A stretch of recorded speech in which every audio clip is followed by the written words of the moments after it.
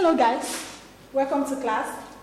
We want to continue with crop husbandry, and today we are looking at Cassava, Manihot species. I want to believe you have seen Cassava before. If you have not, you're going to see more about Cassava today. Welcome to class.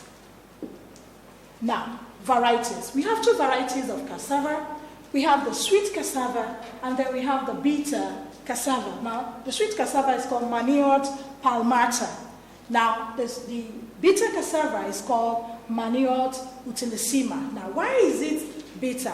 Now, there's a particular acid that you have in the root. Now, the acid is called poisonous hydrocyanide. And so, it's a very, very bad acid, very deadly acid that needs not to be consumed. Now, let's look at the cultural practices. Propagation. How do you propagate your cassava? By stem cutting. You're going to see the stem cutting in a few minutes now. Planting date. Now you plant cassava from March to September. So from March to September, you can plant your cassava. Now soil requirement. Now it requires what? Well-drained, rich, friable loamy soil. And also cassava can grow on any soil. No matter how poor the soil is, cassava will grow well. Now, weeding. Now, you have to do this regularly. As you look at the cassava farm, you can weed monthly or you can weed as it is required. Fertilizer application.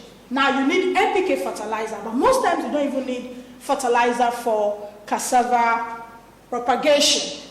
Now, maturity period between 8 to 15 months. Now this has to do with what? The variety.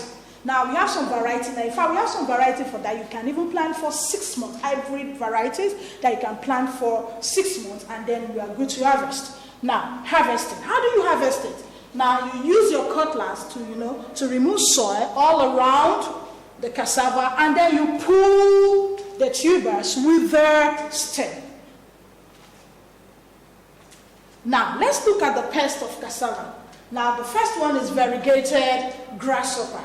Now, this grasshopper is going to defoliate the leaves and the stem of young cassava plants. Now, also we have the rodents.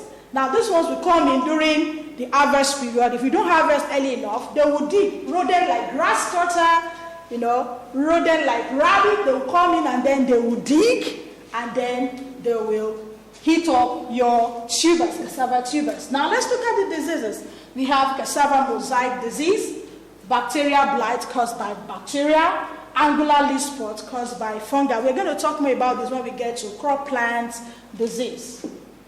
Now, conclusion. Cassava is a root and tuber consumed by man and livestock. It has a lot of advantages over yam. Now, let's look at the advantages that cassava has over yam. Now, the first one that it can grow relatively in poor soil, while yam cannot. We've talked about yam last class. And then its root is very rich in carbohydrates. And so you can see the advantage of cassava over yam. All right, we're going to talk more about this in our Google class. And I want to believe that if you have any question that you want to ask, you can ask from the Google class. Thank you very much. Have a wonderful day.